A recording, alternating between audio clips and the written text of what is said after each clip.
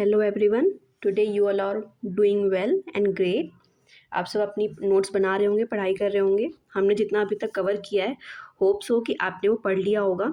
किसी को कोई भी डाउट हो तो प्लीज़ कमेंट सेक्शन में आके मैं क्वेश्चन करो, जो भी पूछना है पूछो, मैं उसका जरूर रिप्लाई करूँगी। तो हमने प्रीवियस सेक्शन में हमने अभी तक क्या क्या पढ़ा है, हमने सारे सेल ऑर्गेन्स स्टार्ट कर दिए हैं। हमने उसमें क्या प्लाज्मा मेम्ब्रेन पढ़ा, न्यूक्लियस पढ़ा और सेल वॉल कवर कर लिया है। तो आज हम क्या स्टार्ट करेंगे, आज हमारा टॉपिक होगा cytoplasm. Okay, so here we go. When we look at the temporary mounts of the onion peel as well as human cheek cells, we can see a large region of each cell enclosed by the cell membrane. तो इनका क्या कहने का मतलब है, wait a minute. हमने क्या किया, हम एक सेल ले लेते हैं, ठीक है। सेल के अंदर का पार्ट हम ले लेते हैं, ये हो गया हमारा सेल, ठीक है। ये है हमारा सेल, ठीक है। ये हम प्लांट सेल ले रहे हैं। प्लांट सेल में हमने पढ़ा है कि आउटर लेयर सेल वॉल होता है, पढ़ा है हमने। और ये उसके बाद का लेयर क्या होता है, मेम्ब्रेन होता है। इतना हमने पढ़ लिया है, ठीक है। और उसके बाद अंदर हमारे कई सारे सेल ऑर्गेनल्स होते हैं। हमने ये भी पढ़ा कि एक हमारा क्या होता है, न्यूक्लियस होता है। इसके अंदर क्या हमारा क्रोमोसोम होता है जेनेटिक मटेरियल होता है, ये हमने पढ़ लिया है। ये हमारा होता है न्यूक्लियस होता है। तो हमने इतना पढ़ लिया है, ठीक है। तो अब ये बात कर रहे हैं साइटोप्लाज्म की। साइटोप्लाज्म में क्या होता है, ये जो अंदर का फ्लूइड पार्ट है, ये जो पूरा फ्लूइड पार्ट है, ठीक है, जो लिक्विड पार्ट होता है ऑर्गेनल्स के अलावा सेल के अंदर, जो हमारा लिक्विड पार्ट है उसको हम लोग क्या बोलेंगे, उसको हम बोलेंगे साइटोप्लाज्म। क्या बोलेंगे, साइटोप्लाज्म। जैसे हमारे अंदर क्या होता है, ब्लड होता है, ठीक है। ऐसे सेल के अंदर क्या हो गया, सेल के अंदर भी क्या होता है, फ्लूइड पार्ट होता है। उस फ्लूइड का पार्ट को हम क्या बोलेंगे, साइटोप्लाज्म बोलेंगे, ठीक है। सेल मेम्ब्रेन के अंदर, सेल मेम्ब्रेन है, सेल मेम्ब्रेन के अंदर ऑर्गेनल्स के अलावा जो भी पार्ट है, ऑर्गेनल्स के अलावा एक बस फ्लूइड पार्ट है, उसको हम क्या बोलेंगे, साइटोप्लाज्म बोलेंगे। Moving again,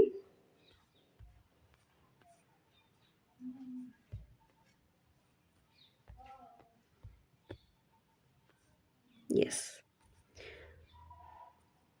this region takes up very little stain, ठीक है। तो मैंने बताया था कि हम स्टेनिंग क्यों करते हैं। हम स्टेनिंग इसीलिए करते हैं जिससे जो हमें ऑर्गेनल्स दिखे वो हमें कैसे दिखे, कलर्ड दिखे, ठीक है। अगर हमें ऑर्गेनल्स कलर्ड दिखेंगे तो हम आसानी से पहचान सकते हैं कि कौन सा ऑर्गेनल क्या है, और उसके बारे में हमारी स्टडी आसानी से हो जाएगी।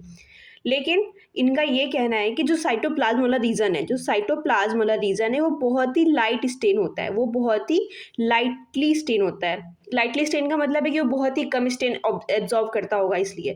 तो जो ऑर्गेनल बहुत ही लाइटली स्टेन है वो हमारा क्या हो गया, सेल ऑर्गेनल, मतलब वो हमारा क्या हो गया, साइटोप्लाज्म हो गया। It is called the cytoplasm, ठीक है।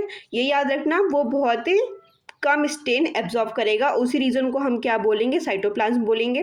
The cytoplasm is the fluid content inside the plasma membrane. जो साइटोप्लाज्म है वो क्या है, फ्लूइड कंटेंट है। एक तो सेल के अंदर क्या हो गया, हमारे सेल ऑर्गेनल्स हो गए। सेल ऑर्गेनल्स को छोड़ के जो हमारा फ्लूइड कंटेंट है उसको हम लोग क्या बोलेंगे, साइटोप्लाज्म बोलेंगे। It also contains many specialised cell organelles, ठीक है। फ्लूइड कंटेंट है वो, जिसको हम लोग साइटोप्लाज्म बोलेंगे, और उसके अंदर जो हमारे सारे सेल ऑर्गेनल्स मूव कर रहे होंगे, है कि नहीं। Each of these cell organelles performs a specific function for the cell. हम वही तो पढ़ रहे हैं कि जो भी वो सेल ऑर्गेनल्स अंदर हैं सेल के, वो स्पेसिफिक फंक्शंस परफॉर्म करें, सबके अलग अलग फंक्शंस है।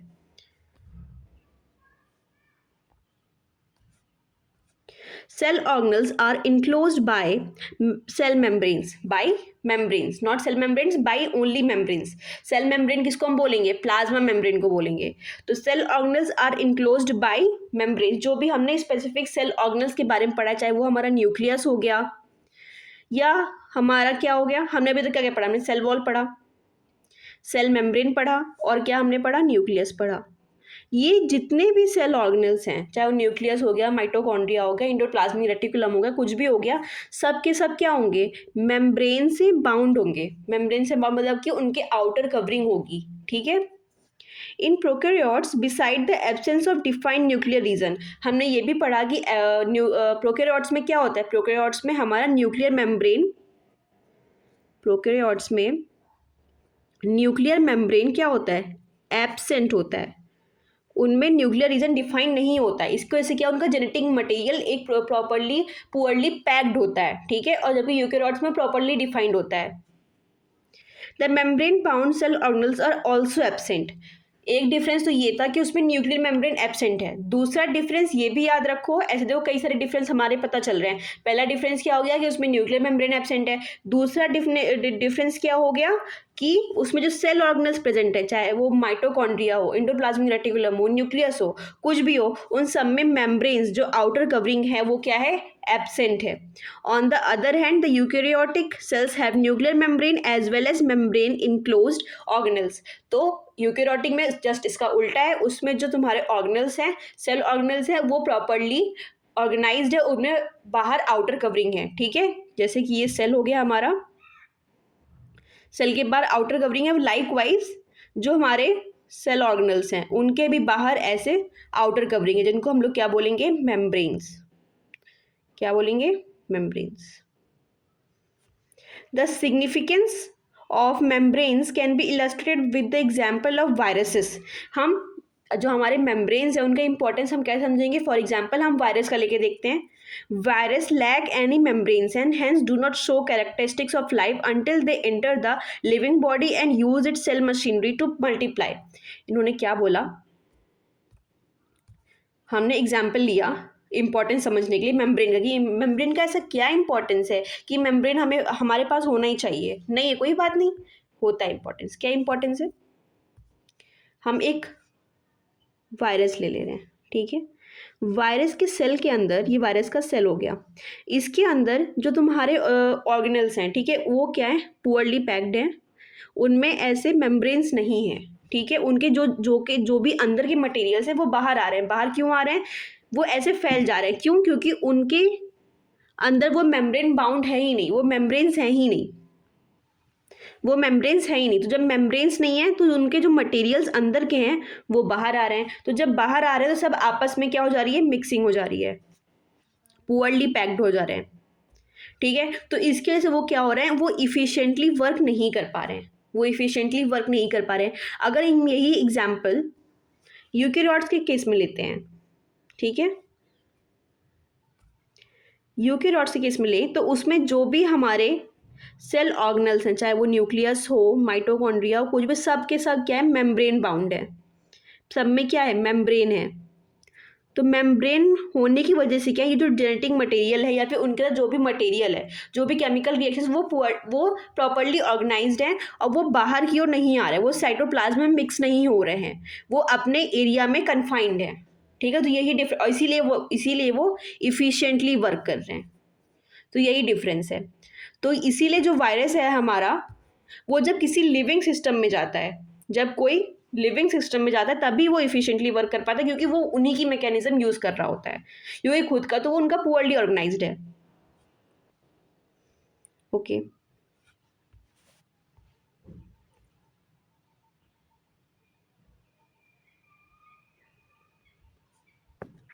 so there are certain differences between prokaryotic cell and the eukaryotic cell. What is that? इनका साइज क्या होता है, प्रोकैरियोटिक सेल का जो साइज होता है वो क्या होता है, 1 to 10 micrometre, 1 to 10 micrometre. And ये याद रखना कि 1 माइक्रोमीटर में कितने मीटर होते हैं, 10 की पावर -6। और अगर हम यूकेरियोटिक सेल की बात करें तो उनका क्या है, 5 to 100 माइक्रोमीटर, मतलब ऑब्वियसली बात है इनकी साइज ज़्यादा है। न्यूक्लियर रीजन क्या होता है, इनका जो न्यूक्लियर रीजन होता है वो वेल डिफाइंड होता है, इनका नहीं होता है। और जो उस रीजन को हम क्या बोलते हैं, क्या पढ़ा था हमने, न्यूक्लियोइड। क्या पढ़ा था, न्यूक्लियोइड।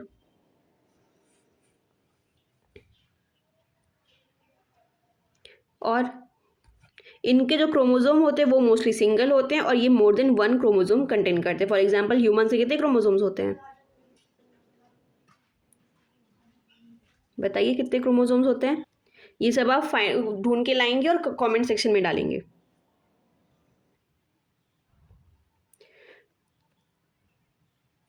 अब तो जो हमारे 3 मेन सेल ऑर्गेनल्स थे हमने उनके बारे में पढ़ा, लेकिन अब हमारे कुछ स्पेसिफिक सेल ऑर्गेनल्स भी होते हैं जो सब में नहीं प्रेजेंट होते हैं, हो भी सकते हैं नहीं भी हो सकते। तो वो क्या है, पहले हम थोड़ा सेल ऑर्गेनल्स के बारे में पढ़ेंगे।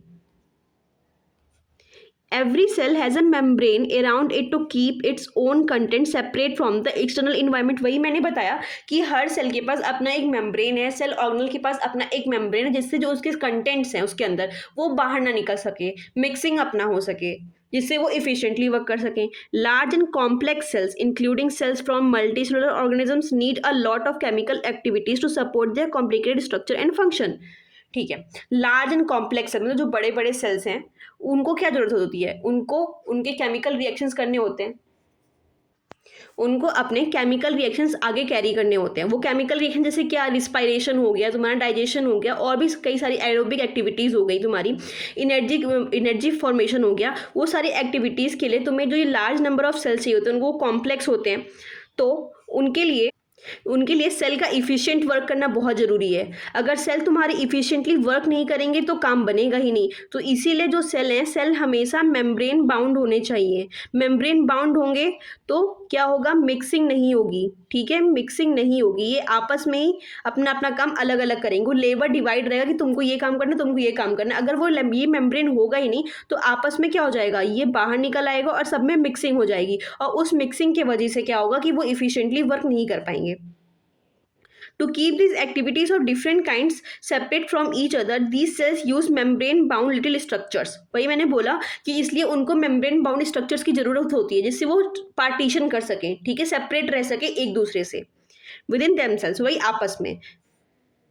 This is one of the feature of the eukaryotic cell. हमने वही पढ़ा कि यूकैरियोटिक सेल में मोस्टली ऑर्गेनल्स होते हैं, क्या होते हैं, मेम्ब्रेन बाउंड होते हैं, उनके आउटर कवरिंग होती है, जबकि प्रोकैरियोटिक सेल्स में ऐसा नहीं होता है।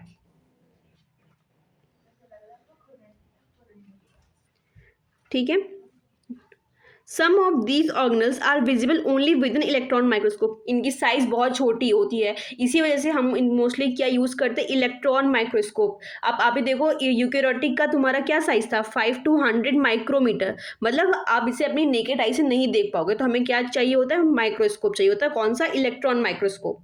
We have talked about the nucleus in a previous section. अभी हमने प्रीवियस वीडियो में क्या पढ़ा, अभी हमने न्यूक्लियस पढ़ा। Some important examples of cell organelles which will discuss now. हमने तो क्या क्या पढ़ा, हमने न्यूक्लियस पढ़ लिया, सेल मेम्ब्रेन पढ़ लिया, सेल वॉल पढ़ लिया, साइटोप्लाज्म पढ़ लिया, लेकिन अभी कुछ और भी हमारे इंपॉर्टेंट सेल ऑर्गेनल्स हैं, उनको हम और कौन कौन से, इंडोप्लाज्मिक रेटिकुलम हम अभी पढ़ेंगे, Golgi apparatus, lysosomes, mitochondria and the plastids. सबके अलग अलग फंक्शन है, सब मेम्ब्रेन बाउंड है, सब क्या क्या फंक्शन हम आगे पढ़ेंगे। ठीक है, they are important because they carry out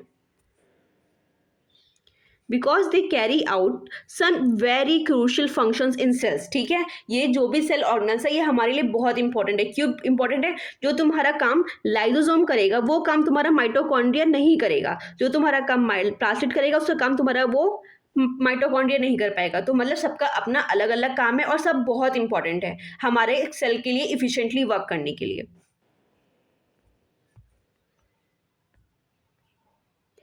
okay, तो हमारा पहला टॉपिक क्या है, इंडोप्लाज्मिक रेटिकुलम।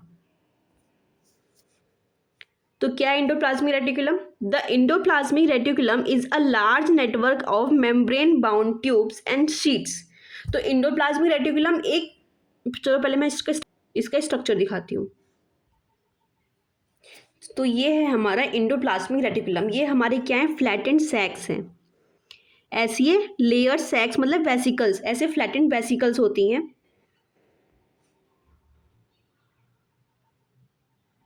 ठीक है, ये हमारी वेसिकल्स हैं।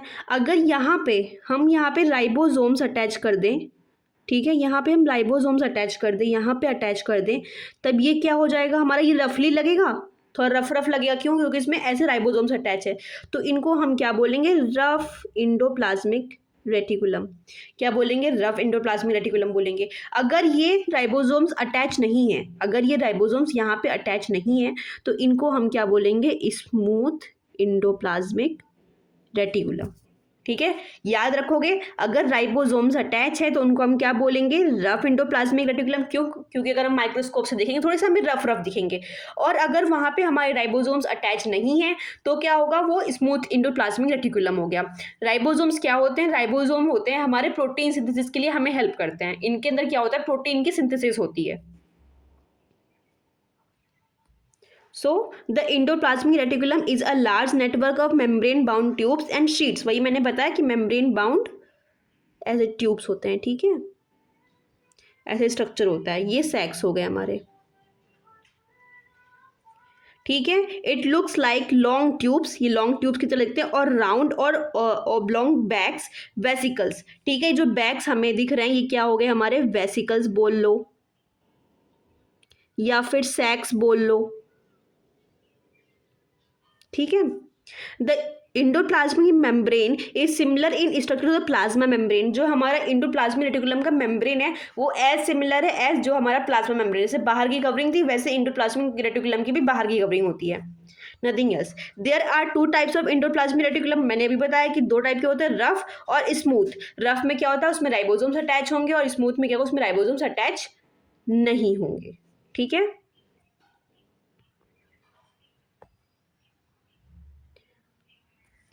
Rough endoplasmic reticulum looks rough under a microscope because it has particles called ribosomes.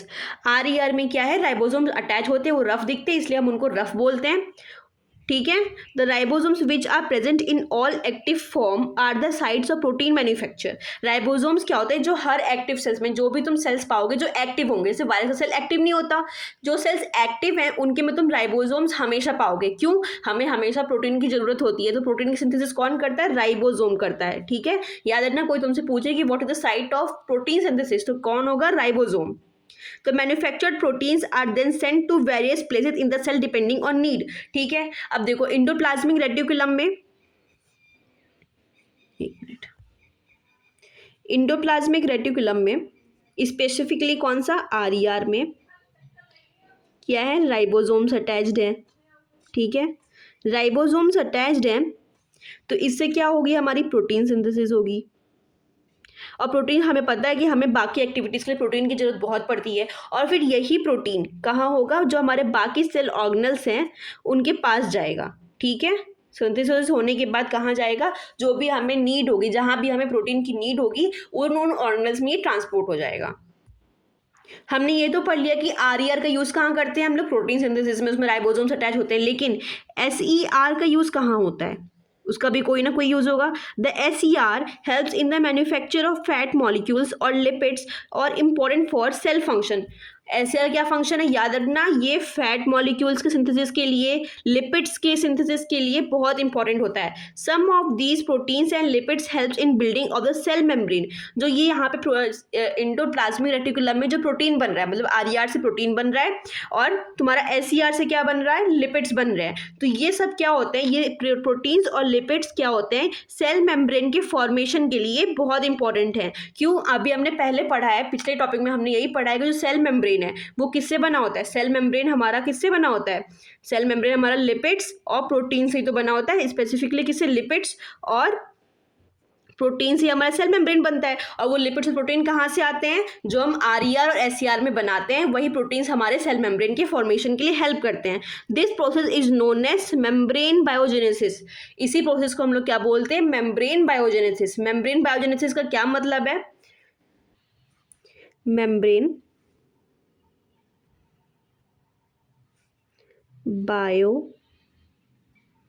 Biogenesis.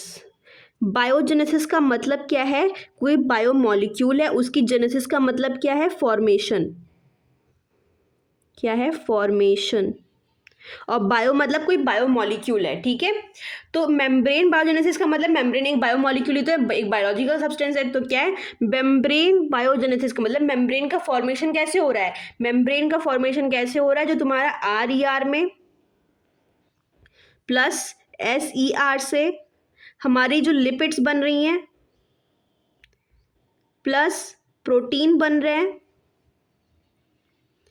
वो कहाँ, ये मेम्ब्रेन बना रही किसकी, प्लाज्मा मेम्ब्रेन की। क्योंकि हमने तो पढ़ा है कि ये किससे बनता है, लिपिड और प्रोटीन से बनता है, और RER और SER ही जो है ये लिपिड और प्रोटीन बना रहे हैं। तो इसी प्रोसेस को हम लोग क्या बोलते हैं, मेम्ब्रेन बायोजेनेसिस, ठीक है, फॉर्मेशन ऑफ मेम्ब्रेन, ठीक है।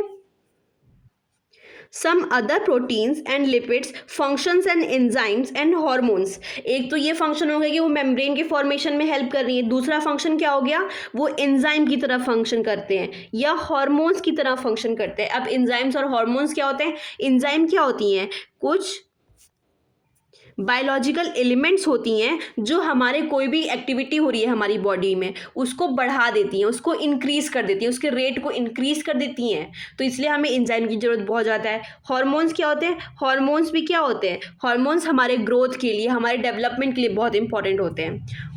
Although the ER मतलब endoplasmic reticulum varies greatly in appearance in different cells, it always forms a network system.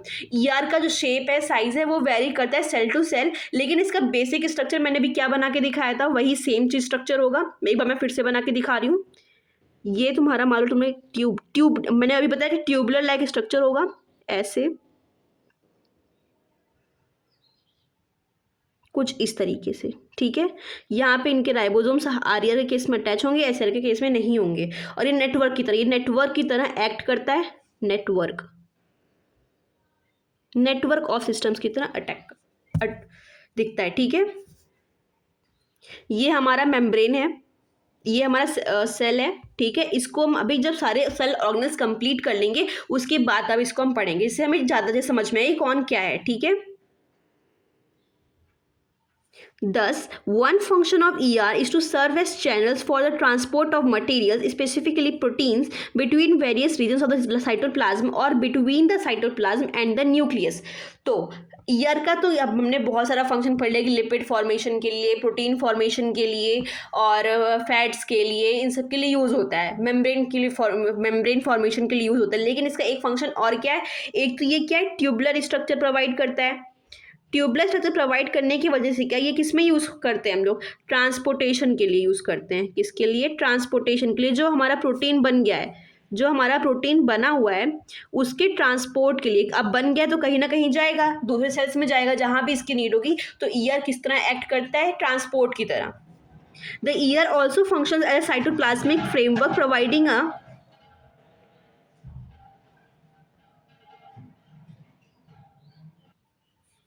The ER also functions as cytoplasmic framework providing a surface for some of the biochemical activities of the cell. और जो तुम्हारा ER है वो तुम्हारा एक framework मतलब एक area provide करता है जिसमें तुम्हारी बाकी की बायोकेमिकल एक्टिविटीज हो सके। In the liver cells of the group of animals called vertebrates, SER plays a crucial role in detoxifying many poison and drugs. अब वर्टिब्रेट्स क्या होते हैं, वर्टिब्रेट्स वो होते हैं जिनके क्या होते हैं, बैकबोन्स होते हैं, जिनके बैकबोन्स होते हैं, स्केलेटन्स होते हैं, उनको हम लोग क्या बोलते हैं, वर्टिब्रेट्स बोलते हैं। तो इनका एक स्पेसिफिक एग्जांपल इन्होंने ये दिया है, जो तुम्हारा स्मूथ एंडोप्लाज्मिक रेटिकुलम, उनका उसका क्या फंक्शन है, वो डिटॉक्सिफाइंग करता है। जो हमारे बॉडी में पॉइजन्स आ गए हैं, ड्रग्स आ गए हैं, तो उनको हटाने के लिए क्या कौन हेल्प करता है, SER हेल्प करता है। तो जो भी इनकी हमने भी पॉइंट्स पढ़े कि किसका क्या फंक्शन है, किस में हेल्प करता है, वो एक जगह अपने पॉइंट्स में बनाते रहो, ठीक है, जिससे तुमको रिवीजन में आगे काम आएगा।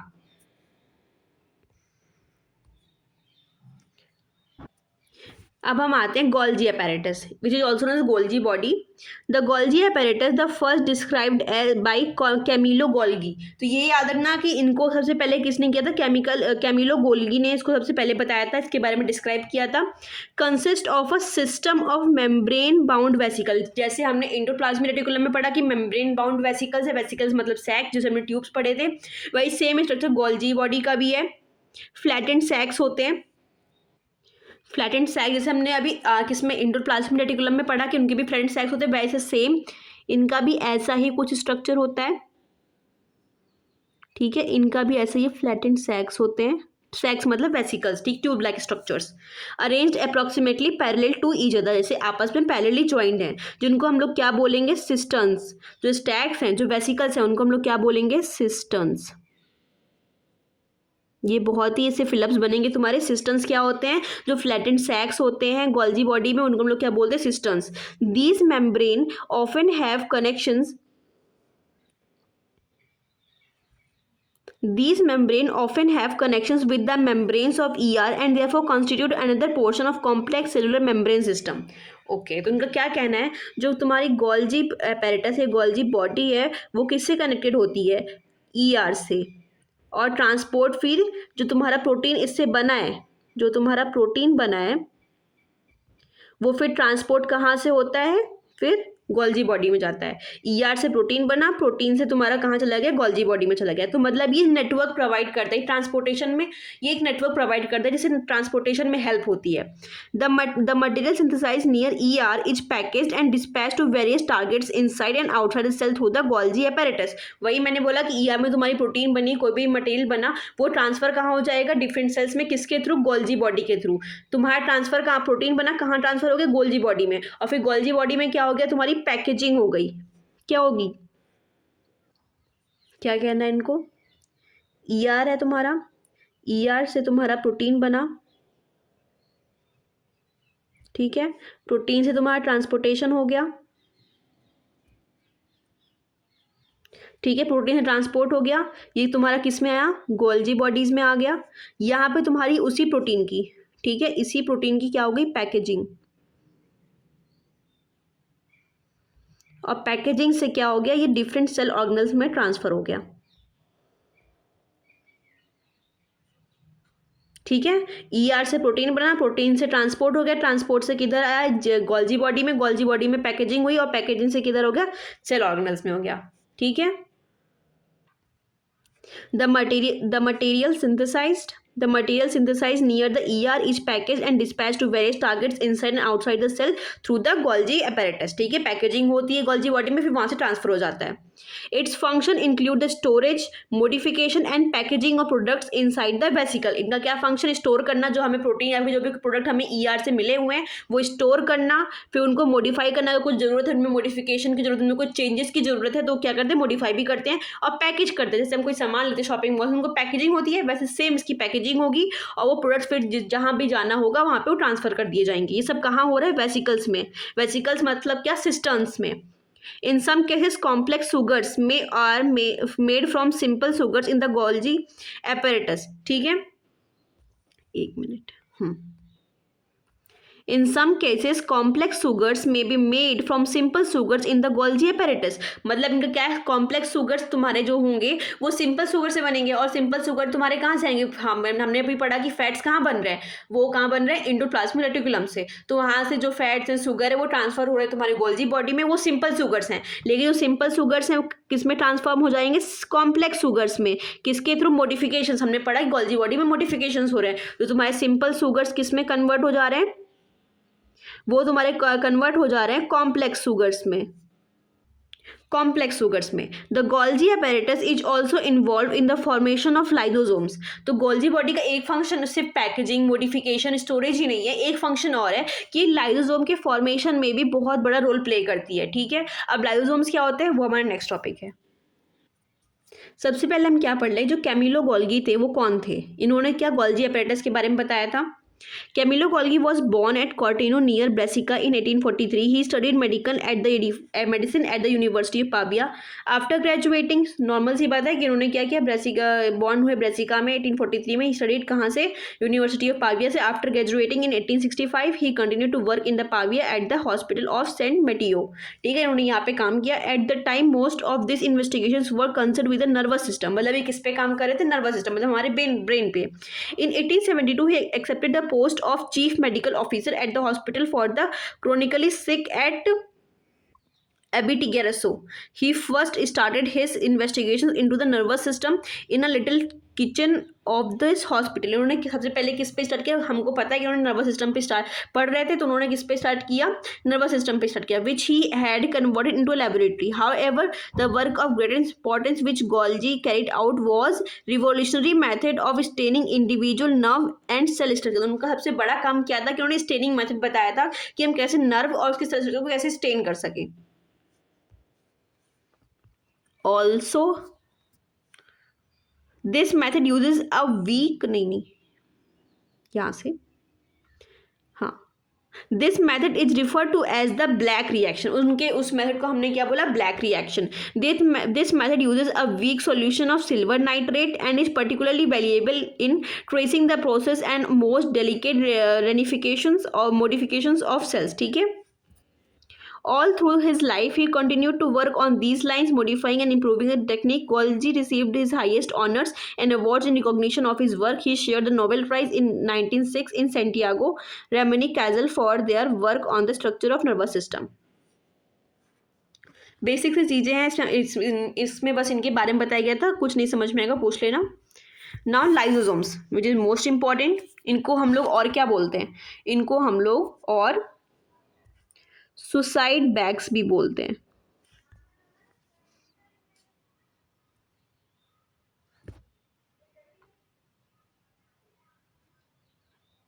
सुसाइड बैग्स हम इन्हें क्यों बोलते हैं? Structurally lysosomes are membrane bound sacs filled with digestive enzymes. ठीक है, इनका क्या है, ये भी मेम्ब्रेन बाउंड स्ट्रक्चर्स हैं. ठीक है, इनमें भी सैक्स है जैसे हमने बाकी सब में पढ़ा. और इनमें क्या प्रेजेंट होता है? डाइजेस्टिव एंजाइम्स लाइपेजेस हो गया, HCl हो गया, और भी जो हमारी बाइल जूस है वो सब इसमें प्रेजेंट होते हैं, जो हमारे डाइजेशन में हेल्प करती है, जो एंजाइम्स हमारे डाइजेशन में हेल्प करती हैं. These enzymes are made by RER. ये कहाँ से बनेंगी? RER से. जो एंजाइम्स है वो किससे बनते हैं? प्रोटीन से. और प्रोटीन्स हमारी राइबोसोम्स में, और राइबोसोम्स कहाँ प्रेजेंट है? RER में. तो RER ये इसको बनाता है. Lysosomes are a kind of waste disposal system of the cell. तो लाइसोसोम का मेनली फंक्शन क्या है? जैसे कि हमारे घर को क्लीन रहना चाहिए, तो हमारे लिए क्या है? कोई काम करने आता है तो हमारे झाड़ू लगाता है, पोछा लगाता है. वही सेम चीज़ है हमारे लाइसोसोम्स के साथ. लाइसोसोम क्या करते हैं कि हमारे सेल को क्लीन रखते हैं. जो भी सेल जिनकी भी सेल की डेथ हो गई है या फिर वो प्रॉपर्ली वर्क नहीं कर पा रहे हैं, जो भी चीज़ें हैं उनको कोई एंजाइम वर्क इफिशिएंटली वर्क नहीं कर रही है, तो क्या करते हैं वो उन्हीं चीज़ों को डाइजेस्ट करके अपने अंदर रख लेते हैं और उनको मतलब कि एक तरीके से क्लीन कर देते हैं. This helps to clean the cell by digesting any foreign material as well as worn out cell organelles. मतलब ये क्या करते हैं? अपने सेल को क्लीन रखते हैं. कैसे? जो सेल या जिनकी सेल्स की हमें जरूरत नहीं है, या फिर वो बहुत इफिशिएंटली वर्क नहीं कर पा रहे, या फिर कोई फॉरेन मटेरियल हमारे सेल के अंदर घुस गया है, तो उनको हटाने के लिए हमारे लिए कौन सा ऑर्गेनेल है? Lysosomes. Foreign materials entering the cells such as bacteria or food as well as old organelles end up in lysosomes. मतलब कि सुसाइडल बैग्स क्या है कि जो ऑर्गेनल्स एफिशिएंटली वर्क नहीं कर पाते हैं वो कहाँ चले जाते हैं? लाइसोसोम्स में चले जाते हैं. और इसी वजह से क्या होते हैं? वो अपने आप को सुसाइड कर लेते हैं. मतलब सुसाइड मतलब ऐसा है कि जो सेल ऑर्गेनल्स तुम्हारे इफिशिएंटली वर्क नहीं कर रहे हैं, वो अपने आप क्या करेंगे? लाइसोसोम में चले जाएंगे. वहाँ पे वो डाइजेस्टिव एंजाइम्स होती है, वो इन पर वर्क करती हैं और वो उनको क्या करते हैं? डिस्कार्ड कर देते हैं. इसीलिए इनको हम क्या बोलते हैं suicidal bags. Which break complex substances into simpler substances. इसीलिए वो जो सेल्स उसमें चले गए हैं उनको ब्रेक करके सिंपलर फॉर्म में कन्वर्ट कर देती हैं. Lysosomes are able to do this because they contain powerful digestive enzymes capable of breaking down all organic material. ये ऐसा कैसे कर ले रही है? क्योंकि उनके पास क्या डाइजेस्टिव एंजाइम्स है जो बहुत ही पावरफुल होती हैं. डाइजेस्टिव एंजाइम्स के एग्जाम्पल्स कौन कौन से हो गए? लाइपेजेस होते हैं, बाइल जूस होती है, हमने पढ़ा है. ठीक है, तो ये सब तुम्हारे डाइजेस्टिव एंजाइम्स हैं. During the disturbance in cellular metabolism for example, during the disturbance in cellular metabolism, for example when the cell gets damaged, lysosomes may burst and the enzyme digest their own cell. मान लो कभी ऐसा कुछ हो गया कि जो तुम्हारी cell है वो डैमेज हो गई. ठीक है, सेलुलर मेटाबॉलिज्म मतलब सेल की जो मेटाबॉलिक एक्टिविटी है वो उतनी इफिशिएंटली वर्क नहीं कर पा रही है. For example when the cell gets damage, cell में कुछ डैमेज हो गया, कोई बाहर का ऑर्गेनिज्म आके उस पर इफेक्ट कर रहा है, उसको इन्फेक्ट कर रहा है, तब क्या होगा? जो लाइसोसोम्स के अंदर की डाइजेस्टिव एंजाइम्स है वो बर्स्ट हो जाएंगी, वो बाहर निकल आएंगी और क्या करेंगी? उस सेल को, अपने ही सेल को क्या कर देंगे? किल कर देंगे, जिससे बाकी के और सेल उससे इन्फेक्ट ना हो. Therefore lysosomes are also known as suicide bags. वही मैंने बोला. ठीक है, now mitochondria. Mitochondria also known as the power house of the cell. ठीक है, और known as the power house of the cell क्यों बोलते हैं? क्योंकि ये एनर्जी जनरेट करते हैं, ये एनर्जी फॉर्मेशन का काम करते हैं. ये पूरे सेल में जहाँ से भी एनर्जी हमें चाहिए वो हमें कौन देगा? माइटोकॉन्ड्रिया देगा. Mitochondria have 2 membrane coverings. ठीक है, मान लो ये हमारा माइटोकॉन्ड्रिया है. वेट अ मिनट, ये हमारा माइटोकॉन्ड्रिया है. माइटोकॉन्ड्रिया का ये आउटर मेम्ब्रेन है.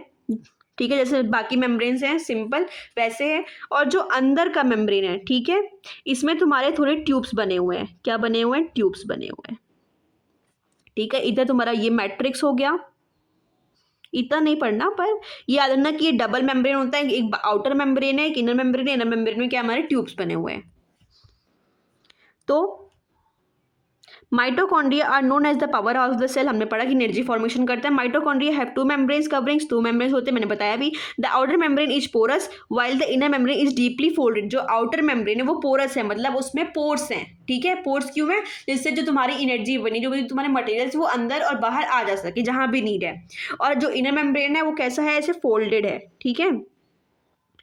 These folds increase surface area for ATP generating chemical reactions। अब देखो ये पोर्स, ये जो फोल्ड्स हैं वो मेम्ब्रेन में ज़्यादा हैं। मेम्ब्रेन में ज़्यादा फोल्ड्स होने की वजह से हमें एरिया ज़्यादा मिल रहा है। एरिया ज़्यादा मिलेगा तो क्या एटीपी प्रोडक्शन क्या होगा? ज़्यादा होगा। एरिया बढ़ गया, एरिया बढ़ गया तो हमारे जो केमिकल रिएक्शंस है वो ज़्यादा होंगे, केमिकल रिएक्शन ज़्यादा होंगे तो हमें एटी का ज़्यादा अमाउंट मिल पाएगा। तो जो ये फोल्डिंग्स क्यों होते हैं, कोई तुमसे पूछे कि इनर मेम्ब्रेन में फोल्डिंग्स क्यों होती है, इनर मेम्ब्रेन में फोल्डिंग्स इसलिए होती है क्योंकि सरफेस एरिया बढ़ाने के लिए, और सरफेस एरिया क्यों बढ़ा? इससे हमारा एटीपी जनरेशन ज़्यादा हो सके। The energy required for various chemical activities needed for life is released by mitochondria in the form of ATP। जो हमें एनर्जी चाहिए होती है हमारी जो बाकी एक्टिविटीज़ है वो परफॉर्म करने के लिए, वो किस फॉर्म में होती है? हमें मिलती है ATP के फॉर्म में। और ATP क्या होता है? Adenosine triphosphate. हमें तुमसे कोई पूछे कि हमें एनर्जी किस फॉर्म में मिलती है, तो हमें एनर्जी किस फॉर्म में मिलेगी? एडिनोसिन ट्राइफॉस्फेट मॉलिक्यूल्स के फॉर्म में मिलेगी। ATP is known as the energy currency of the cell. Energy currency form मतलब कि हमें एनर्जी किस फॉर्म में मिल रही है? ATP के फॉर्म में। और ATP का फुल फॉर्म क्या? Adenosine triphosphate. The body uses energy stored in ATP for making new chemical compounds and for mechanical work। जैसे हम अपनी एनर्जी क्यों यूज़ करते हैं? अपना काम करने के लिए, वैसे ही सेल जो ये एनर्जी क्यों यूज़ करेगी? अपना बाकी केमिकल एक्टिविटीज़ करने के लिए, अपना खाना बनाने के लिए और बाकी चीज़ों के लिए करती है, ठीक है। Mitochondria are strange organelles in the sense that they have their own DNA and ribosomes। Mitochondria के एक सिमिलर, मतलब कि एक थोड़ी डिसिमिलैरिटी है बाकी ऑर्गेनल से। क्या है? कि इनके पास खुद का डीएनए है, मतलब ये खुद ही रेप्लिकेट हो सकते हैं, अपने आप को खुद डिवाइड कर सकते हैं और अपने खुद के माइटोकॉन्ड्रिया बना सकते हैं। और इनके पास खुद का राइबोसोम्स होता है, और राइबोसोम क्या होता है? प्रोटीन फॉर्मेशन के लिए यूज़ होता है। तो इसका मतलब ये खुद की प्रोटीन बना सकते हैं और खुद को मतलब डिवाइड करके एक नए माइटोकॉन्ड्रिया भी बना सकते हैं। तो इनके पास खुद के डीएनए होता है। एक डिफरेंस याद रखना कि माइटोकॉन्ड्रिया में खुद का डीएनए और खुद का राइबोसोम्स होता है। Therefore mitochondria are able to make some of their own proteins. इसलिए माइटोकॉन्ड्रिया खुद के प्रोटीन्स खुद के बना सकते हैं। Now we are heading towards plastids. Plastids are present only in plant cells. ये डिफरेंस याद रखना, इसको अंडरलाइन कर लो कि प्लास्टिड्स सिर्फ कहाँ प्रेजेंट होंगे? तुम्हारे प्लांट सेल्स में। होते क्या है? There are two types of plastid, chromoplast and the leucoplast. Chromoplast क्या होते हैं? कलर्ड प्लास्टिड्स, जो भी हमें कलर सब्सटेंस देखने को मिलते हैं प्लांट्स में, जैसे फ्लावर्स हो गए, फ्रूट्स हो गए, तो उसमें जो कलर्स आते हैं, ऑरेंज कलर, ग्रीन कलर, जो भी ग्रीन नहीं, ऑरेंज कलर, ब्लू कलर, जो भी कलर्स आते हैं वो किसके थ्रू आते हैं? क्रोमोप्लास्ट के। क्रोमोप्लास्ट की वजह से उसमें कलर्स आते हैं, ठीक है। और जो ल्यूकोप्लास्ट होता है, जो व्हाइट कलर जहाँ से आ रहा है, जो भी तुम सब्सटेंस देखते हो प्लांट का जिसमें व्हाइट कलर है, वो तुम्हें कहाँ से मिलेगा? ल्यूकोप्लास्ट से। जैसे कि तुमने पोटैटो देखा है, आलू देखा है, तुम आलू को कट करोगे तो अंदर व्हाइट रहता है, तो किसकी वजह से होता है? ल्यूकोप्लास्ट की वजह से। Chromoplast containing the pigment chlorophyll are known as chloroplast, ठीक है। क्रोमोप्लास्ट में एक पिगमेंट होता है क्लोरोफिल, ठीक है। उसको क्या कलर प्रोवाइड करता है? Green colour. क्या कलर प्रोवाइड करता है? Green colour. और वो किस में होता है? क्लोरोप्लास्ट में, ठीक है। हम इसका इनका कहने का क्या मतलब है,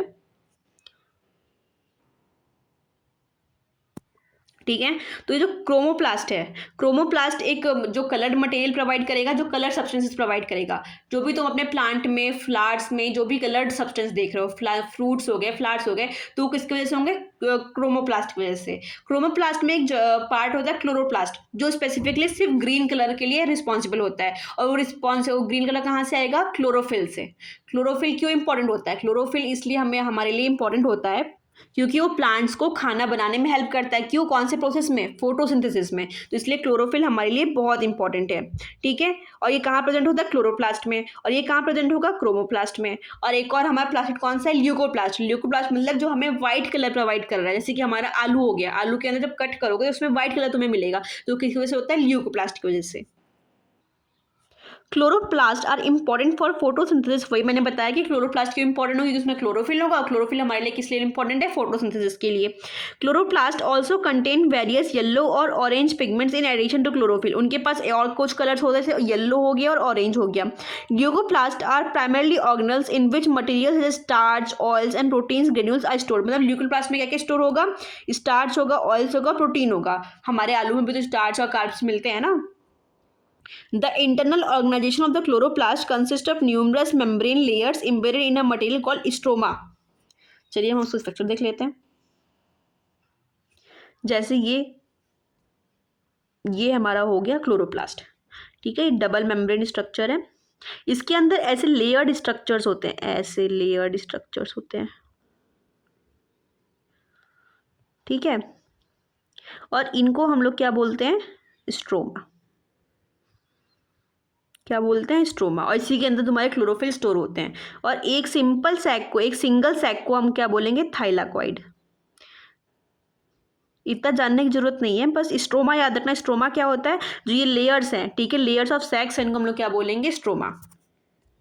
leucoplast are primarily organelles in which material such as starch, oils and protein granules are stored, ठीक है। ल्यूकोप्लास्ट मोस्टली क्या? स्टार्च, ऑयल्स और प्रोटीन स्टोर्ड होते हैं। और the internal organisation of the chloroplast consist of numerous membrane layers embedded in a material called stroma. भाई मैंने बताया कि कई सारे मेम्ब्रेन आपस में स्टैक्ड हैं, सैक्स स्टैक्ड हैं, इनको हम लोग क्या बोलेंगे? स्ट्रोमा।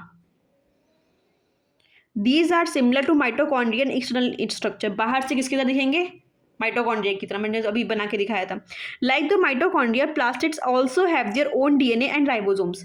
जैसे माइटोकॉन्ड्रिया के पास खुद का डीएनए है, खुद रेप्लिकेट करके खुद को बना सकते हैं, और खुद की मशीनरी है, खुद प्रोटीन फॉर्मेशन कर सकते हैं। स्टिल लाइकवाइज इसमें प्लास्टिड्स में भी खुद का मैकेनिज्म है कि खुद के डीएनए और खुद की राइबोसोम्स बना सकते हैं। Now vacuoles. Vacuoles are storage sacs for solid और लिक्विड कंटेंट्स। वैक्यूल्स मतलब एक ऑर्गेनल है जिसपे हम सिर्फ स्टोरेज करेंगे। जो भी हमारे पास सॉलिड है, लिक्विड है, जो भी हमने खाना बनाया, जो भी चीज़ें हैं, वो किस में स्टोर होंगी? वो वैक्यूल्स में स्टोर होंगी। Vacuoles are small sized in animal cells while plant cells have very large vacuoles. Animals में कंपेयर करें तो वैक्यूल्स बहुत ही छोटा होगा, लेकिन प्लांट सेल्स में लार्ज वैक्यूल्स होंगे। The central vacuole of some plants may occupy 50 to 90% of the cell volume. कुछ प्लांट सेल्स में तो सेंट्रल वैक्यूल्स का क्या साइज होगा? 50 to 90% वो कवर करेंगे जितना भी सेल का वॉल्यूम होगा। तो मतलब इतना बड़ा होता है प्लांट सेल में as compare to animal cells. In plant cells, vacuoles are full of cell sap and provide turgidity and rigidity to the cell. मतलब प्लांट सेल्स में क्या होंगे? Full of cell sap. Cell sap क्या होता है? जो वो प्लांट सेल्स अपना खाना बना रहे हैं उन्हीं को हम लोग क्या बोलते हैं? सेल सैप बोलते हैं। And provide turgidity. टर्जिडिटी मतलब कि स्टिफनेस, मतलब स्ट्रांग है। वो सेल का साइज है वो ऐसे ही रहेगा, टर्जिड रहेगा, स्ट्रांग रहेगा। रिजिड मतलब स्ट्रांग, टर्जिड मतलब भी मतलब स्ट्रांग रहेगा, बाहर से टफ रहेगा। Many substance of importance in the life of the plant cells are stored in vacuole. जो भी इंपॉर्टेंट चीज़ें हैं खाने के लिए, स्टोरेज के लिए, वो सब किस में स्टोर होंगी? वैक्यूल्स में। These includes amino acids, sugars, various organic acids and some proteins. क्या क्या इसमें होंगे? अमीनो एसिड्स होंगे, सुगर्स होंगे, वेरियस ऑर्गेनिक एसिड्स होंगे और कुछ प्रोटीन्स भी होंगे। In single celled organisms like amoeba, the food vacuole contains the food items the amoeba has consumed.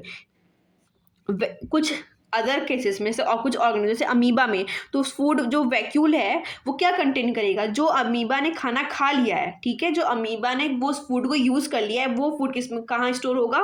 Vacuoles में स्टोर होगा। In some unicellular organisms specialised vacuoles also play important roles in expelling excess water and some waste from the cell. तो कुछ specific unicellular organisms में जो तुम्हारा ये vacuoles, उनका क्या फंक्शन होता है? वो एज अ वेस्ट मटेरियल को बाहर निकालने के लिए यूज़ किए जाते हैं, ठीक है। जो भी उनके बॉडी में एक्सेस वाटर है उसको बाहर निकालने के लिए, जो सम वेस्ट हैं, जो वेस्ट जनरेट हुए हैं बॉडी में, सेल में, वो बाहर निकालने के लिए यूज़ करते हैं। किसमें होता है? ये सिर्फ यूनिसेलुलर ऑर्गेनिजम्स में।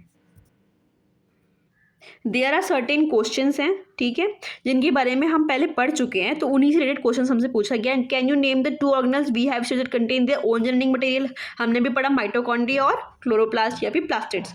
If the organism of the organisation of the cell is destroyed due to some physical और chemical influence, what will happen. अगर तुम मान लो हमारी बॉडी को ही कुछ फिजिकल डैमेज हो जाए, कुछ केमिकल डैमेज, हमारी बॉडी एफिशिएंटली वर्क ना कर पाए, तो क्या वो सारे काम कर पाएगी? ऑब्वियसली बात नहीं कर पाएगी। Why are lysosomes known as suicide bags. Lysosomes को हम सुसाइडल बैग्स क्यों बोलते हैं? क्यों? क्योंकि जो सेल्स जो इफिशिएंटली वर्क नहीं कर रहे हैं वो क्या करते हैं, या फिर जो मान लो सेल तुम्हारा डैमेज हो गया है, तो लाइसोसोम्स क्या करेंगे? जो उनके अंदर डाइजेस्टिव एंजाइम्स है उनको बाहर निकाल देंगे, अपने मेम्ब्रेन से बाहर निकाल देंगे, जिससे वो सेल मर जाएगा, या फिर वो जो डिजायर्ड जो सेल इफिशिएंटली वर्क नहीं कर पा रहा है वो मर जाएगा। इसलिए हम लोग क्या बोलते हैं? सुसाइडल बैग्स बोलते हैं। Where are protein synthesised inside the cell. Cell के अंदर प्रोटीन्स कहाँ सिंथेसाइज होंगे? इसका आंसर आप मेरे को कमेंट सेक्शन में भेज के बताओगे, सेंड करोगे। जितने बच्चे ये लेक्चर अटेंड करेंगे सब के सब इसका आंसर, फोर्थ वाले का आंसर कमेंट सेक्शन में जरूर डालेंगे। Each cell thus acquires its structure and ability to function because of the organization of its membrane and organelles in specific ways।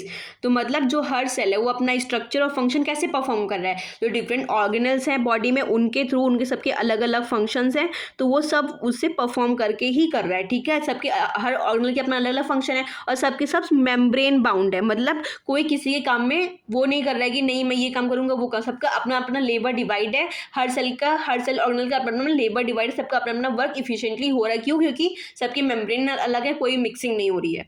The cell thus has a basic structural organisation, इसलिए cell के पास एक basic structural organisation होता है कि कौन सा cell organelle कौन सा काम करेगा। This helps the cell to perform the functions like respiration, obtaining nutrition and clearing of waste material और फॉर्मिंग द न्यू प्रोटीन्स। तो इसी वजह से जो सेल है वो इफिशिएंटली वर्क करता है किस किन चीज़ों में, रिस्पायरेशन हो गया, न्यूट्रिशन लेने में, या फिर वेस्ट मटेरियल क्लीन करने के लिए। Thus, the cell is the fundamental structure unit of living organisms. It is also the basic functional unit of life। तो इसका आंसर आपको अब पता चल गया होगा कि जो सेल है वो बेसिक फंक्शनल यूनिट क्यों है, क्योंकि हर जो सेल है एक सेल है जो वही बाकी सारी तुम्हारे एक्टिविटीज परफॉर्म कर रहा है और स्ट्रक्चर भी प्रोवाइड कर रहा है। ऑस्मोसिस के थ्रू तुम्हारे गैस एक्सचेंज हो रहे हैं, वाटर एक्सचेंज हो रहा है। Now we are moving towards cell division. So new cell division क्या हो रहा है? सेल डिवीजन में होता क्या है? सेल मतलब मान लो तुम्हारा एक कोई सेल है, ठीक है, तो सेल डिवीजन होता क्या है? सेल डिवीजन हमें क्यों चाहिए? तो new cells are formed in organisms in order to grow to replace old dead and injured cells. ठीक है, हमें सेल डिवीजन क्यों चाहिए? जिससे हम क्या करें, हम न्यू सेल्स बना सके, जो सेल्स ओल्ड हो चुके, जो पुराने हो चुके उनको रिप्लेस कर चुके, जो डेड हैं इंजर्ड है उनको रिप्लेस कर सके। तो इसलिए हमें सेल डिवीजन की नीड होती है। तो सेल डिवीजन में होता क्या है, मान लो हमारा एक सेल, हमने भी पहले पढ़ा कि जो न्यू सेल्स हमारे कहाँ से बन रहे हैं, प्री एग्जिस्टिंग सेल्स से, जो हमारे पास पुराने सेल्स है उन्हीं से डिवाइड होकर हमें नए सेल्स मिलते हैं। तो मान लो ये हमारा एक सेल है, तो ये आगे सेल डिवाइड होगी और सेल डिवाइड होकर ये 2 डॉटर सेल्स बनाएंगे। तो इन्हीं को, इसी प्रोसेस को हम लोग क्या बोलेंगे, सेल डिवीजन बोलेंगे। तो and to form gametes required for reproduction. तो हमें किस लिए चाहिए, हमें ओल्ड सेल को रिप्लेस करने के लिए चाहिए, डेड सेल्स को हटाने के लिए चाहिए, और गैमेट्स फॉर्मेशन के लिए। गैमेट्स मतलब जो सेल्स हमारे रिप्रोडक्शन में हेल्प करते हैं, काम आते हैं, उनको हम लोग क्या बोलेंगे, गैमेट्स बोलेंगे। The process by which new cells are made is called cell division. मतलब जो प्रोसेस से न्यू सेल्स बन रहे हैं उनको हम लोग क्या बोलेंगे, cell division. There are 2 types, main types of cell division, mitosis and meiosis. 2 तरीके से सेल डिवीजन होता है। कौन कौन से? एक माइटोसिस हो गया और एक क्या हो गया, मियोसिस हो गया। The process of cell division by which most of the cells divide for growth is called mitosis. तो मतलब वो प्रोसेस जिसमें सेल्स, ठीक है, वो प्रोसेस जिसमें सेल डिवीजन हो रहा है, लेकिन किस लिए, सिर्फ ग्रोथ के लिए, ग्रोथ एंड डेवलपमेंट के लिए, और किसी और फीचर के लिए नहीं, तो उसको हम लोग क्या बोलेंगे, माइटोसिस। ठीक है, ठीक है, तो वो प्रोसेस जो सेल डिवाइड हो रहा है उसमें सिर्फ ग्रोथ ही एक रीज़न है। ठीक है, ग्रोथ और डेवलपमेंट के लिए, मतलब सेल डिवाइड हो रहे हैं वो किसमें, ग्रोथ के लिए हेल्प करें, डेवलपमेंट के लिए हेल्प करेंगे, तो उस प्रोसेस को हम लोग क्या बोलेंगे, mitosis. In this process each cell, हाँ, in this process each cell called mother cell. ठीक है, मदर सेल कौन है, जो सेल डिवाइड होगा, जो प्री एग्जिस्टिंग सेल होगा, वो जो डिवाइड होगा और वो किसको बनाएगा, 2 डॉटर सेल्स को बनाएगा। एक सेल डिवाइड होकर 2 डॉटर सेल्स को बनाएंगे। डॉटर मदर सेल मतलब जो प्री एग्जिस्टिंग सेल, जो पुराना सेल है, वो डिवाइड होगा किसके थ्रू, माइटोसिस में, और किस लिए हेल्प करेगा ये, ग्रोथ में। किसमें, ग्रोथ में। Divides to form 2 identical daughter cells. The daughter cells have the same number of chromosomes as mother cells. Chromosomes मतलब जो हमने भी पढ़ा था कि न्यूक्लियस के अंदर जो जेनेटिक मटेरियल होता है, क्रोमोजोम्स। ठीक है, हमें पता है ह्यूमंस में कितने क्रोमोजोम्स होते हैं, ह्यूमंस में कितने क्रोमोजोम्स होते हैं बताइए, 46। कितने, 46 क्रोमोजोम होते हैं। मतलब एक ह्यूमन में, मेरे में कितने क्रोमोजोम्स हैं, 46 हैं। तो ये तुम्हारी मदर सेल है। ठीक, क्या है, मदर सेल है, इसमें कितने क्रोमोजोम्स हैं, 46। तो जैसे जो डॉटर सेल्स बनेंगे उसमें भी कितने क्रोमोजोम्स होंगे, इसमें भी 46 होंगे और इसमें भी 46 क्रोमोजोम्स होंगे। ठीक है, it helps in growth and repair of tissues and in organisms, मतलब इनका मेन फंक्शन क्या होता है, बस ग्रोथ करना, बॉडी में ग्रोथ, सेल का ग्रोथ करना, बॉडी का ग्रोथ करना, और जो भी सेल्स हमारे डैमेज हो रहे हैं उनको रिपेयर करना, बस इनका यही फंक्शन होता है। तो ये किस प्रोसेस में होता है, माइटोसिस के प्रोसेस में होता है। कुछ अलग है, specific cells of reproductive organs और tissues in animals and plants divides to form gametes, ठीक है। अब कुछ स्पेसिफिक सेल्स होती हैं, जैसे जिनको हम लोग क्या बोलते हैं, गैमिट्स बोलते हैं। क्या बोलते हैं हम, गैमिट्स। गैमिट्स, ये जो गैमेट्स होती हैं, ये स्पेसिफिक टाइप्स ऑफ सेल्स हैं जो सिर्फ किस में हेल्प करती हैं, हमारी रिप्रोडक्शन में। किस में, रिप्रोडक्शन में, ठीक है। और ये गैमेट्स दो तरीके होती हैं, एक तो हो गया हमारा ओवम। क्या हो गया, ओवम, जो हमें सिर्फ फीमेल में प्रेजेंट होता है, और मेल्स में क्या प्रेजेंट होता है, स्पर्म, ठीक है। तो ये दो सेल्स होती हैं जो डिवाइड होंगी, यही ये ओवम डिवाइड होगी और ये स्पर्म डिवाइड होगा, और यही डिवाइड होगी हमें रिप्रोडक्शन में हेल्प करती हैं। तो ये दो सेल्स कौन सी हैं, जो रिप्रोडक्शन में हेल्प कर रही हैं। तो specific cells of reproductive organs और tissues in animals and plants divides to form gametes, और गैमेट्स कौन कौन से, sperm and ovum, which after fertilisation give rise to offspring. और यही ओवम और स्पर्म मिलके रिप्रोडक्शन करते हैं, और इसी के थ्रू ये क्या बनाते हैं, जाइगोट, जिसको हम क्या बोलते हैं, फर्टिलाइजेशन। क्या बोलते हैं, fertilization. They divide by different process called meiosis. हमने अभी ग्रोथ के लिए क्या पढ़ा, माइटोसिस, और इनके लिए क्या होता है, मियोसिस। इसमें क्या होगा, मान लो ये तुम्हारा सेल है, ठीक है, मान लो तुम्हारा ओवम है, ठीक है, मेल सेल, हमने फीमेल सेल ले लिया है। इसमें कितने क्रोमोसोम्स है, 46। स्टार्टिंग में 46 होंगे, लेकिन जब ये डॉटर सेल्स बनेंगी, तब इसमें कितने सेल्स हो जाएंगे, इनके जस्ट हाफ हो जाएंगे, मतलब इसमें 23 और इसमें 23, ठीक है। और इन सब में, और फिर जब ये नेक्स्ट डिवाइड होंगी, ठीक है, तो ये भी दो सेल्स देंगी, तो ये भी 23, ये भी 23 और ये भी 23। समझ में आया, ठीक है। When a cell divides by meiosis it produces 4 new cells. देखो लास्ट में 4 न्यू सेल्स हमें मिल रहे हैं, ठीक है। The new cells only have half the number of chromosomes than that of the mother cells. देखो इनका क्रोमोसोम नंबर क्या है, और ये भी याद रखना कि इसमें 2 बार डिवीजन होगा। देखो इसमें एक ही बार डिवीजन हो रहा है, इसमें एक बार, फिर 2 बार डिवीजन हो रहा है। और ये भी देखो जो इनके डॉटर सेल्स मिले हैं और जो मदर का क्रोमोसोम है, दोनों का हाफ है। इसमें 46 है, तो इसमें कितने, 23 हैं, ठीक है। ये याद रखना कि हाफ हो जाएंगे, इसमें हाफ होंगे और इसमें सेम रहेंगे। और इसमें इसमें फर्स्ट और सेकेंड है, इसमें सिर्फ सिंगल प्रोसेस है। Can you think as to why the chromosome number has reduce to half in daughter cells. हाँ, अब ये बताओ कि हमें क्यों जरूरत पड़ी इसको हाफ करने की, क्यों हम इसको 46 कर देते, इसको भी 46 कर देते। नहीं, ऐसा नहीं हो सकता। क्यों, क्योंकि ये हमारा रिप्रोडक्शन में हेल्प कर रहे हैं, ये इससे हमारी रिप्रोडक्शन हो रही है। देखो अगर ये 46 हैं, तो अगर हम इनको भी 46 कर दें और इनको भी 46 कर दें, तो ये बाद में आपस में जाके कितना हो जाएगा, 46 प्लस 46 कितना हुआ, 6 6 12 4 4 8 9 92। मतलब एक ऑर्गेनिज्म में कितना हो जाएगा, 92 हो जाएगा। मतलब हमारे में कितना होता है, 46 होता है, लेकिन अगर ये दोनों आपस में मिल जाएंगे तो कितना हो जाएगा, 92 हो जाएगा। तो इससे क्या हो जाएगा, क्रोमोसोम बहुत ज़्यादा हो जाएंगे। इसीलिए हमने क्या किया कि इनका हमने हाफ लिया, 46 नहीं लिया, हमने हाफ लिया, 23 लिया, और इनका 23 लिया, और 23 मिलके हमारे कितने हो गए, 46। यही रीज़न है। तो इसी वजह से हम इनको क्या बोलते हैं, रिडक्शनल प्रोसेस बोलते हैं। यही रिडक्शनल मेथड है, ठीक है, रिडक्शन डिवीजन है। क्या है, रिडक्शनल डिवीजन। समझ में आया इसका रीज़न सबको। चलिए अब यहीं पे हमारा चैप्टर ख़त्म होता है, लेकिन उसके पहले हमारे सेल्स के डायग्राम्स बचे हुए हैं, वो कंप्लीट कर लेते हैं। हमने वो लास्ट में क्यों किया, क्योंकि हमने अब सारे सेल ऑर्गेनल्स हमने पढ़ लिया है, तो अब हमको उसको रिवाइज करना बहुत आसान हो जाएगा। तो सब लोग उसको पहले खोल लो।